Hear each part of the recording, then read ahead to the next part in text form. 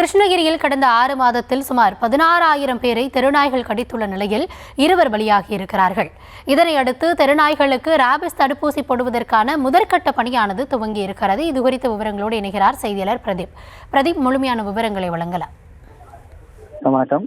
தமிழகத்தில் நாளுக்கு நாள் தெருநாய்களின் தொல்லை தொடர்ந்து அதிகரித்து வருகிறது. குறிப்பாக பெண்கள், குழந்தைகள், வாகன ஓட்டிகள் என அனைவருமே தெருநாய்கள் வழியாக செல்லும் போது அவர்களை துரத்தி கடித்து அவர்கள் படுகாயமடைந்து வருவது, தொடர்ந்து உயிரிழப்புகள் ஏற்பட்டு வருவதும் தொடர்ந்து அதிகரித்து வருகிறது.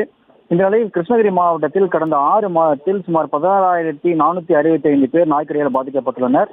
குறிப்பாக கிருஷ்ணகிரி மாவட்டத்தில் உள்ள அனைத்து தெருக்களிலும் குறைந்தது 10 நாய்கள் 30 நாட்கள் தெருநாய்கள் சுற்றி வருகிறது.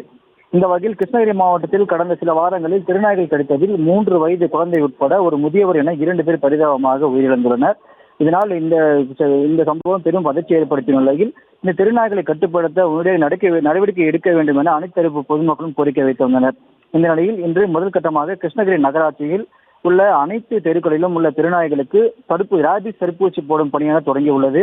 கிருஷ்ணகிரி நகராட்சிக்கு உட்பட்ட கோட்டை பகுதியில் நகரமன்ற தலைவர் பரிதா நவாப் தலைமையில் கால்நடை பராமரிப்புத்துறை மண்டல இணை இயக்குநர் இளவரசன், மருத்துவர் மற்றும் ரவிச்சந்திரன் மற்றும் மருத்துவர் குழுவினர் ஆகியோர் இணைந்து நகராட்சி குழு ஒருவரிடம் சேர்ந்து அப்பகுதியில் சுற்றி திரியும் திருநாய்களை பிடித்து அதுக்கு ராபிஸ் தடுப்பூசி போடும் பணி தற்போது நடைபெற்று வருகிறது.